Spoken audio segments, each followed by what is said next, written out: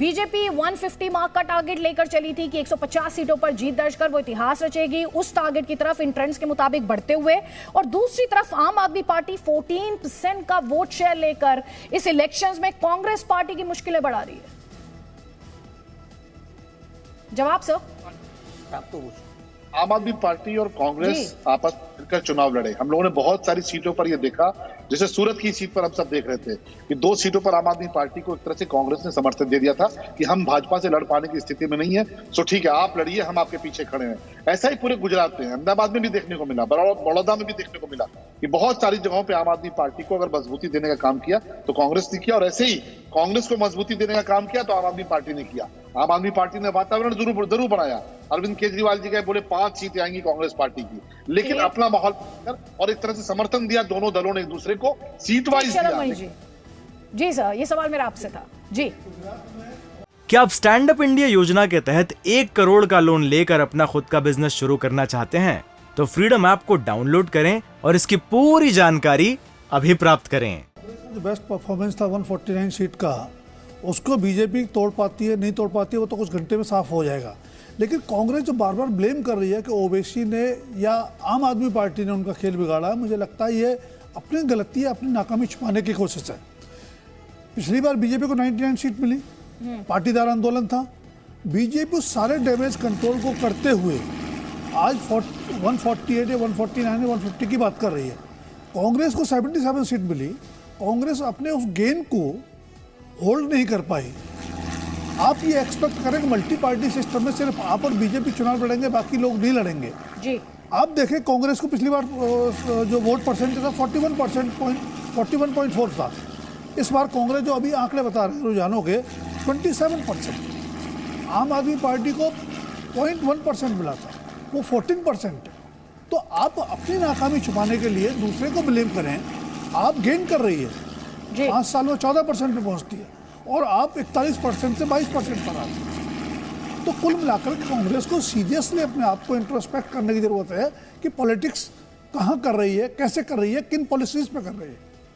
ठीक है, आप कह रहे हैं कांग्रेस पार्टी मोदी अपने गृह प्रदेश में रैलियां करते हैं, रोड शो करते हैं, राहुल गांधी एक दिन जाते हैं। ठीक, जल्दी से अपने दर्शकों को हम तस्वीर जो इस वक्त की है, 2 घंटे की काउंटिंग हो चुकी है, 2 घंटे 4 मिनट का वक्त बीत चुका है। इस वक्त जो ट्रेंड्स है हमारे पास, एक तरफ गुजरात है जो कंप्लीटली एक तरफा साबित हो रहा है, और इनफैक्ट बीजेपी जो दावा कर रही थी 150 सीट्स का, उस दिशा में जो ट्रेंड्स हैं बीजेपी को दिखा रहे हैं। बड़ा सवाल बस इतना ही है कि ये ट्रेंड्स एंड तक होल्ड करेंगे। दूसरी इंटरेस्टिंग तस्वीर जो इस वक्त आपके स्क्रीन पर है वो है हिमाचल प्रदेश 68 मेंबर असेंबली है, जहां पर आप देख रहे हैं कि बीजेपी और कांग्रेस पार्टी के बीच यहां पर कांटे की टक्कर हो रही है। कभी कांग्रेस पार्टी ऊपर जाती है तो कभी बीजेपी लीड ले लेती है। तो इस वक्त की अगर बात की जाए, सबसे लेटेस्ट इंफॉर्मेशन की बात यहां पर की जाए तो बीजेपी 31 सीटों पर लीड करते हुए और कांग्रेस जो है वो 34 सीट्स पर यहां पर लीड करते हुए। और ज्यादा अपडेट्स के साथ राम हमारे साथ है। बिल्कुल अदिति, ये देखिए तस्वीर इस वक्त की जो आप बता रहे हैं विस्तार से, वो एक एक करके हम हर सीट का हिसाब दर्शकों को दिखा रहे हैं और ओवरऑल पिक्चर क्या बन रही है वो भी लगातार बताने की कोशिश कर रहे हैं। अगर हम बात करें गुजरात की तो 144 सीटें बीजेपी इस बार रिकॉर्ड बनाने जा रही है। कांग्रेस पार्टी सबसे खराब प्रदर्शन या कहिए कि सबसे बुरे दौर से गुजरात में गुजर रही है, 24 सीटों पर आगे है। आम आदमी पार्टी पहली बार लड़ रही है, 10 सीटों पर इस वक्त आगे है और 4 सीटें ऐसी हैं जहां पर अन्य आगे चल रहे हैं। ये ओवरऑल स्थिति जो बन रही है वो गुजरात की है। इस वक्त आपको दिखा दें 144 पर बीजेपी, 24 पर कांग्रेस, 10 पर आम आदमी पार्टी और 4 सीटें ऐसी हैं जहां पर अन्य जो है वो आगे चल रहे हैं। ये स्थिति इस वक्त गुजरात की बन रही है। अदिति आपके पास वापस आ रहे हैं। बिल्कुल, और यहाँ पर जब हम हिमाचल प्रदेश की टैली दिखा रहे हैं, ये भी अपने आप में बहुत इंटरेस्टिंग हो गई। एक बार फिर से वो टैली, क्योंकि यहाँ पर कांग्रेस जो है वो 34 पर है, मेजॉरिटी मार्क 35 है, बीजेपी जो है वो 31 पर है और अदर्स जो है वो 3 पर है। प्रदीप कौशल जी, इस पर मैं कमेंट, शलमणि त्रिपाठी हैं हमारे साथ, आवाज पहुंच पा रही है उन तक? इस वक्त वो हमारे साथ नहीं है, लेकिन प्रदीप कौशल जी अपने आप में इंटरेस्टिंग है जो अदर्स 3 हैं, और खासतौर पर हमने देखा गोवा में जो सब कुछ हुआ था उसके बाद ये जो टैली है ये कितनी इंटरेस्टिंग आपको यहाँ पर दिखाई दे रही है। और हम अपने दर्शकों को बार बार गुजरात से जुड़ा हुआ अपडेट भी दे रहे हैं। कांग्रेस पार्टी 23 सीट पर लीड कर रही है, बीजेपी जो है वो 150 का जो मार्क है इस वक्त अगर बात की जाए ट्रेंड्स के मुताबिक तो 144 पर लीड कर रही है। लेकिन हिमाचल प्रदेश में ये जो अदर्स हैं ये आपको कितने क्रूशियल दिखाई दे रहा है? देखिए, ये बात ध्यान देने योग्य है कि भाजपा के 21 विद्रोही उम्मीदवार मैदान में डटे हैं, उसके मुकाबले में कांग्रेस के केवल 8 हैं। भाजपा में यहाँ तक कि प्रधानमंत्री के स्तर तक प्रयास हुआ कि किसी तरीके से विद्रोह को कम किया जा सके, विद्रोहियों के ऊपर अपना प्रभाव जो है, अपना जो उनको आग्रह पूर्वक कहें कि आप बैठ जाइए, मैदान से हट जाइए, लेकिन लोग डटे हुए हैं। पर वो बात पुरानी हो चुकी। अब वर्तमान संदर्भ में जो जीतेगा पार्टी जाहिर है उस प्रयास करेगी, और ऐसी जानकारी है कि दोनों दलों ने पहले से ही व्यवस्था ऐसी की है कि तो देख रहे हैं फिर से चेंज हुआ है। कांग्रेस पार्टी अब 32 पर लीड कर रही है, बीजेपी जो है वो 33 पर लीड कर रही है। और बार बार यहाँ पर हम बात कर रहे हैं अदर्स की, जिनके पास कहीं ना कहीं की है। हालांकि हिमाचल प्रदेश में आम आदमी पार्टी जो है वो बड़े शून्य पर, उसको कोई लीड इस वक्त नहीं है। ये जो 3 अदर्स हैं ये बहुत क्रूशियल यहाँ पर बताए जा रहे हैं। क्या ये किंग मेकर साबित हो सकते हैं सर? बिल्कुल सर, किंग मेकर वही साबित होंगे। और जो तड़जोड़ की राजनीति जब भी बनती है तब ऐसा ही होता है। और ये तीनों मिला के कहीं ना कहीं किसी एक पार्टी को नुकसान पहुंचाने के लिए काफी है। और आपके हिसाब से वो पार्टी कौन सी होगी? मेरे ख्याल से वो कांग्रेस को डीच करेंगे। भारतीय जनता पार्टी इस तड़जोड़ में माहिर है, तो नेचुरली अगर उनकी ये पोजीशन रहती है तो भारतीय जनता पार्टी को उसका फायदा मिल सकता है। प्रदीप कौशल जी सर कह रहे हैं बीजेपी इस तरह की सिचुएशन से डील करने में माहिर है। हाँ, नहीं, उसका विशेष कारण ये है कि एक अपडेट दे देती हूँ। कांगड़ा से बीजेपी के कैंडिडेट आगे चल रहे हैं, ज्वालामुखी से कांग्रेस के कैंडिडेट हैं संजय रतन, वो आगे चल रहे हैं।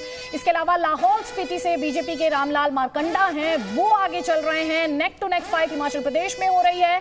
तो एक तरफ सीट वाइज डिटेल्स और इन्फॉर्मेशन हम आप तक लगातार पहुंचा रहे हैं, लेकिन सबसे इंटरेस्टिंग स्टोरी जो है वो आपके स्क्रीन के नीचे की तरफ है, जहां पर नंबर जो है वो कभी कांग्रेस के फेवर में तो कभी बीजेपी के फेवर में और कभी दोनों के नंबर्स बराबर। तो कहीं ना कहीं ये जो अदर्स हैं इनके पास जो नंबर है वो बहुत क्रूशियल रहने वाला है, बहुत क्रिटिकल रहने वाला है। प्रदीप कौशल जी, भाजपा के पास स्पष्ट नेतृत्व है, तो एक कमान है। तो जो भी व्यक्ति बातचीत करता है, राजनीति में एक दूसरे के साथ तालमेल बैठाता है, तो कोई व्यक्ति अधिकृत होना चाहिए बात करने के लिए। उधर कांग्रेस का नेतृत्व जो है वो उसको लेकर के कुछ स्पष्ट नहीं है। उनके प्रभारी हैं राजीव शुक्ला जी, लेकिन प्रदेश में कौन नेतृत्व करेगा इसके बारे में स्थिति स्पष्ट नहीं है। दूसरी जो महत्वपूर्ण बात रहेगी वो ये है कि जीतने वाला जो निर्दलीय प्रत्याशी है वो किस पृष्ठभूमि का है। जो भाजपा की पृष्ठभूमि का होगा उसके ऊपर भाजपा जो है ज़्यादा आसानी से प्रभाव डाल पाएगी। अगर वो कांग्रेस का है तो वो कांग्रेस में संस्कारित होगा, तो थोड़ा उसका आग्रह अपनी पार्टी को लेकर के हो सकता है। तो इस स्थिति में देखा गया है हाल ही में हर जगह, हर राज्य में जहां भी अस्पष्ट हुई है स्थिति, स्पष्ट बहुमत नहीं दिया है जनता ने, वहां भाजपा बाजी मारने में अधिक सफल रही है। ये रिकॉर्ड है। कमेंट में आपका लूंगी। इसी सिचुएशन पर अपने दर्शकों को लगातार हम ये बता रहे हैं कि कैसे बीजेपी जो है इस वक्त हिमाचल प्रदेश में 33 सीट्स पर लीड करते हुए, कांग्रेस 32 पर, मेजॉरिटी मार्क है 35, और साथ ही अदर्स जो है वो 3 सीट्स पर लीड करते हुए, यानी 33 पर अगर बीजेपी रहती है, कांग्रेस 32 पर रहती है, तो ये जो अदर्स हैं ये बहुत क्रूशियल हैं। लेकिन यहाँ पर एक और इंटरेस्टिंग बात जो लगातार ट्रेंड्स में भी दिख रहा है, कई कॉन्स्टिट्यूएंसीज ऐसी हैं जहां पर बहुत क्लोज फाइट होने वाली है, और कई सीटें ऐसी रहने वाली हैं जहां विक्ट्री का मार्जिन जो है पिछली बार की तरह काफी कम रहने वाला है। तो ये अपने आप में बहुत ज्यादा क्लोज, कल हमने एमसीडी में भी ये देखा और आज हम हिमाचल प्रदेश में भी ये देख रहे हैं। देखिए, अगर कांग्रेस को क्लियर मेजॉरिटी नहीं मिलती है तो आप एक बात तय मान लीजिए कि सरकार बीजेपी की बनेगी। उसका कारण बहुत स्पष्ट है, जैसा प्रदीप जी ने कहा कि 21 बागी बीजेपी के मैदान में है। उनमें से 12 सीटें ऐसी हैं जहाँ बहुत अच्छा मतदान हुआ है, और ये माना जा रहा है कि उनमें से कुछ बागी जीत भी सकते हैं। तो जो अदर्स की हम बात कर रहे हैं उसमें ज़्यादा संभावना है कि बीजेपी के बागी जीतेंगे, और निश्चित रूप से बीजेपी के साथ जाएंगे, बीजेपी के संपर्क में हैं बोलो। तो कांग्रेस की सरकार सिर्फ एक सूरत में बनती है कि उनको 35 का जो मैजिक फिगर है वो अकेले एकदम हासिल हो।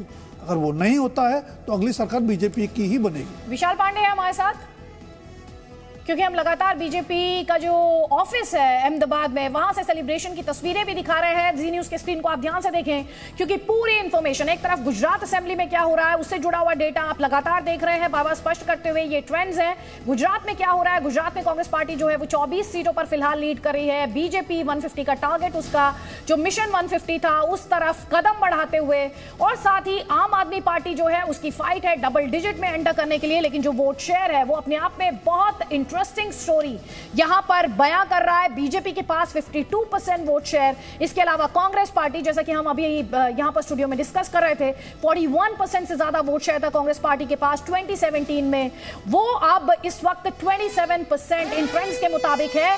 और साथ ही आम आदमी पार्टी देखिए डबल डिजिट में 10 सीटों पर आम आदमी पार्टी लीड करते हुए, और अदर्स के खाते में 4 लीड इस वक्त हैं। इंटरेस्टिंग होगा इन अदर्स के भी डिटेल्स लेना, क्योंकि कांग्रेस पार्टी लगातार यह आरोप लगाती रही कि बीजेपी ने ध्रुवीकरण करने की कोशिश की असदुद्दीन ओवैसी के साथ मिलकर। जो असल मुद्दे थे, विकास का मुद्दा था, रोजगार का मुद्दा था, महंगाई का मुद्दा था, उनसे ध्यान भटकाने के लिए बीजेपी ने असदुद्दीन ओवैसी की पार्टी एआईएमआईएम का इस्तेमाल किया। ये आरोप कांग्रेस पार्टी का बीजेपी पर है, तो इसलिए बहुत इंटरेस्टिंग होगा ये अदर्स जो हैं, इसमें क्या एआईएमआईएम किसी सीट पर लीड कर रही है या ये चारों ही यहां पर इंडिपेंडेंट है। अब देखिए वोट शेयर की बात यहां पर की जा रही है, तो 52% वोट शेयर बीजेपी, उसके अलावा 53% एक अपडेट है इसमें, वोट शेयर जो है बीजेपी का वो 53% है, कांग्रेस पार्टी 27% पर, और ये जो अदर्स का पहले 7% था वो कम हुआ है, अब ये वोट शेयर अदर्स के खाते में 6% हो गया है। तो बीजेपी का वोट शेयर यहां पर लगातार प्रदीप कौशल जी बढ़ता हुआ।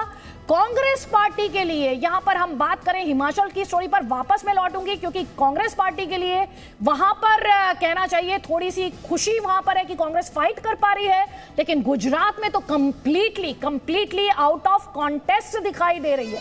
मतलब ऐसा लग रहा है जिस तरह से देखिए मोरबी को काफी बड़ा पॉलिटिकल हथियार बनाया गया था, वहां पर बीजेपी के कांतिलाल शिवलाल अमृतिया वो आगे चल रहे हैं। ये वो हैं जिन्होंने लोगों की जान बचाई थी, लोगों तक राहत और मदद पहुंचाने का काम किया था, और वही कांतिलाल बीजेपी से आगे चल रहे हैं। मोरबी में काफी सियासत हुई थी मोरबी को लेकर, विपक्ष द्वारा यह कहा जा रहा था कि बीजेपी को बड़ा नुकसान इसकी वजह से होगा, बीजेपी को लगातार कॉर्नर किया गया, लेकिन जो मोरबी की जनता है उसने इस वक्त जो ट्रेंड्स हैं उसमें बीजेपी के जो कैंडिडेट हैं कांतिलाल, वो इस वक्त लीड कर रहे हैं, कांतिलाल अमृतिया वो लीड कर रहे हैं मोरबी से।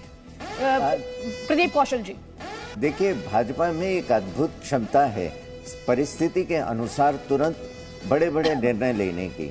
मोरबी में विपक्ष चाह रहा था कि इसी को एक प्रतीक मान करके भाजपा के ऊपर आक्रामक हुआ जाए, लेकिन भाजपा ने उन्हीं विधायक जी का टिकट जो है वो काट करके, जो उस समय मोरबी का प्रतिनिधित्व कर रहे थे, उन पार्टी के नेता को दिया जो पूर्व विधायक हैं, जिन्होंने वहाँ लोगों को राहत पहुँचाई थी, लोगों की जान बचाई थी। तो इसी का परिणाम आप देखिए कि मोरबी में भी इस दुखद घटना के बाद भी जो परिणाम जा रहा है, जो आपका ट्रेंड दिखा रहा है यहाँ, वो भाजपा के पक्ष में गए हैं। दूसरा, भाजपा की इच्छा शक्ति का एक बहुत बड़ा प्रमाण ये है कि उनको जैसे ही लगा कि इनकम्बेंसी जो है वो भाजपा के विरुद्ध प्ले करेगी, तो उन्होंने पूरा का पूरा मंत्रिमंडल बदल दिया। न केवल मुख्यमंत्री बदला बल्कि सब मंत्री बदल दिए। ये मैं इसी पॉइंट पर आने वाली थी। 3 सीएम इन्होंने चेंज किए, पूरा मंत्रिमंडल इन्होंने बदल दिया,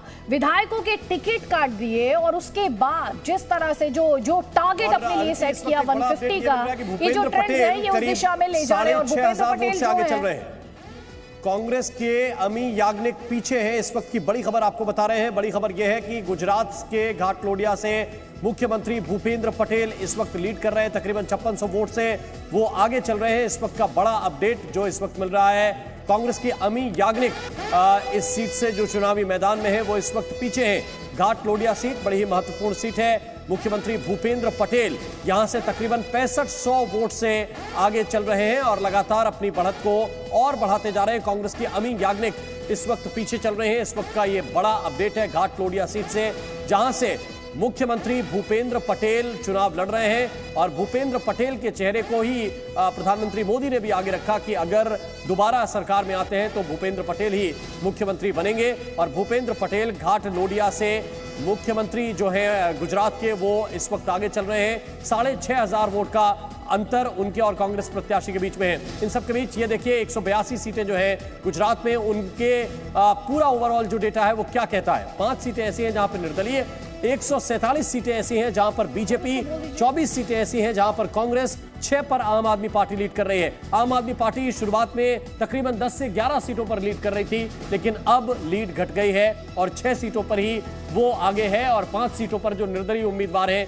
या अन्य पार्टियों के जो उम्मीदवार हैं वो इस वक्त लीड कर रहे हैं। और ये कहानी कुछ नई गढ़ने जा रही है बीजेपी, क्योंकि इससे पहले 1980 में एक बार ऐसा हुआ है जब चुनाव हुआ, तब कांग्रेस पार्टी ने चुनावी नतीजों में 141 सीटें पाई थी और उसके बाद से ये रिकॉर्ड कभी टूटा नहीं है।